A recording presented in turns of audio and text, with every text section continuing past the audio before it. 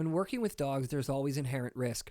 Dawgs LLC is not responsible for damages to any person, animals, or property by those attempting these procedures. Hi, my name is Drayton Michaels. I'm a certified dog trainer and behavior technician. My websites are urbandogs.com and pitbullguru.com. This video is focused on leash mechanics when walking dogs in suburban and urban environments. Here are some suggestions on equipment.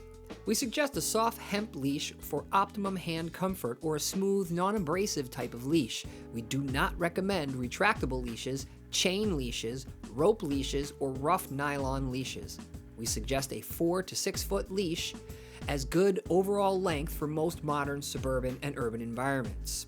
If you need, you may also benefit from using padded bite gloves for extremely strong dogs that have excessive pulling.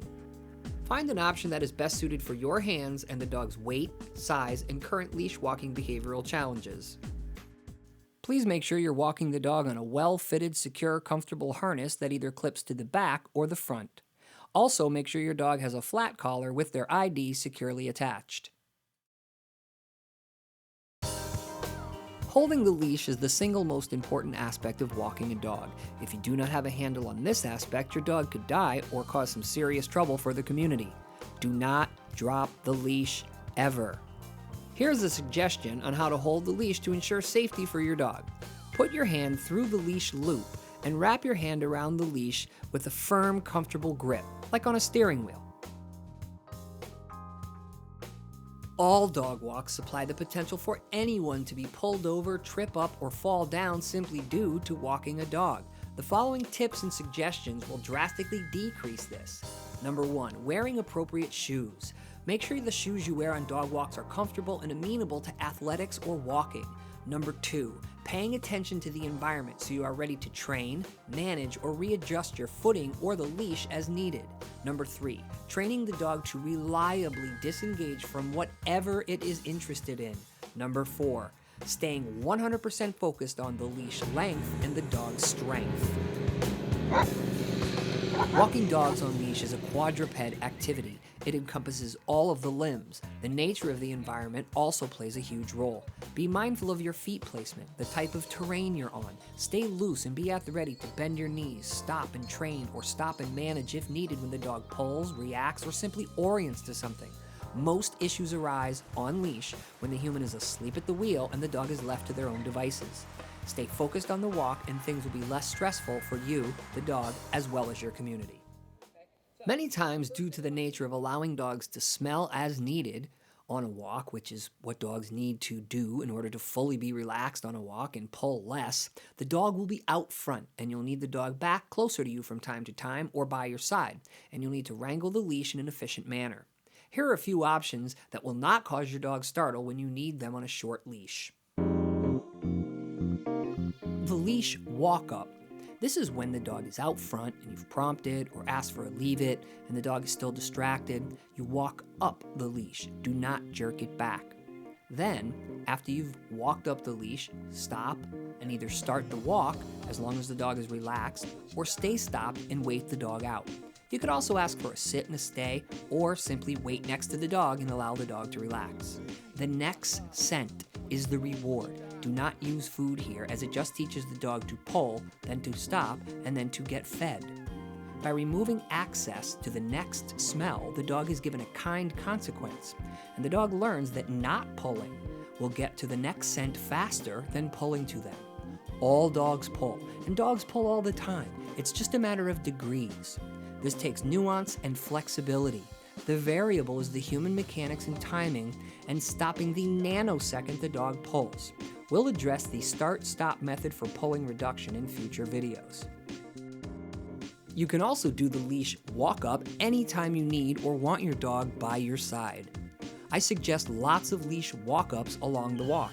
This way the dog is getting consistent feedback that the leash will be at short lengths and longer lengths, largely dependent upon their behavior.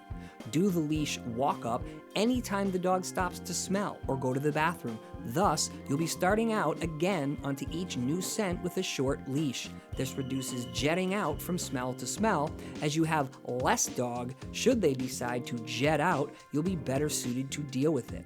Walk up the leash when people, dogs, or any form of stimulation is coming towards you, and that may cause the dog to become jumpy, excited, or reactive. Remember, less leash, less dog. More leash, more dog. You decide. The leash needs to be folded, wrapped, wrangled, and let out with ease and efficiency in order to reduce stress for the human and the dog. The leash is not a fishing line or a tug device. It is a safety device. Please take some time in the backyard or around the house to get your bearings with these aspects. It makes a world of difference when you get out on the real dog walk. Managing the excess leash takes practice and awareness to how you're folding and letting out the leash.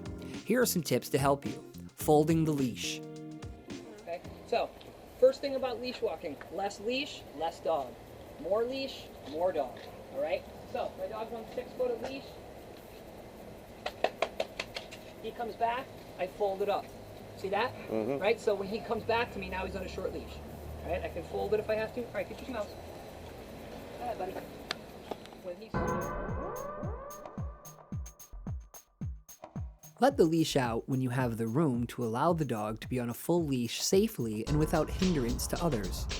Wrangle the leash and fold it up as needed based on the changes in the environment and how the dog is walking. Good places for long leashes are empty sidewalks with wide berths, grass areas, parking lots, trails, and when the dog is walking calmly in open areas.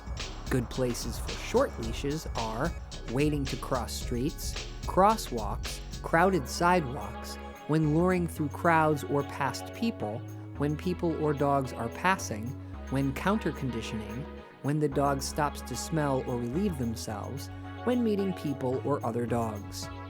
The environment changes suddenly on dog walks. Stay aware and prepare to manipulate the leash as to reduce stress and increase success.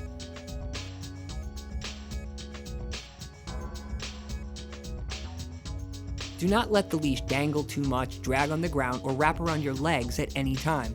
These are the most common ways that people find themselves caught up in some type of leash entanglement.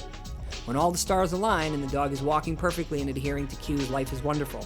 However, in a nanosecond, the environment can change and you'll need to respond with training, management, and some type of padding or counter conditioning. Your leash mechanics are crucial in these moments. Make sure you practice.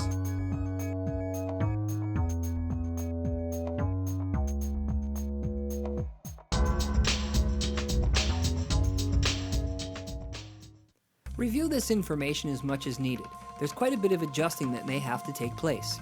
Practice in your home or in the backyard for starters, and always stay in your comfort zone when walking or working with dogs.